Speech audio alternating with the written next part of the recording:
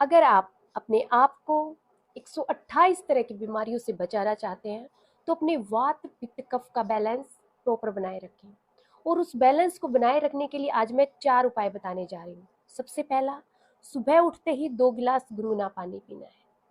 दूसरा, पानी को घूट घूट करके पीना है।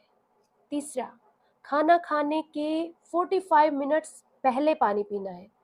और चौथा, खाना खाने के 60 मिनट बाद पानी पीना है। अगर आपको बहुत ज़्यादा प्यास लगी है तो आप 1-2 घूंट पानी पी सकते हैं। अगर आप इन बातों को फॉलो नहीं करते हैं तो आपको डॉक्टरों के चक्कर लगाने ही लगाने पड़ेंगे। इसलिए इन छोटी छोटी बातों का ध्यान रखें और अपने आप को स्वस्थ रखें। Thank you.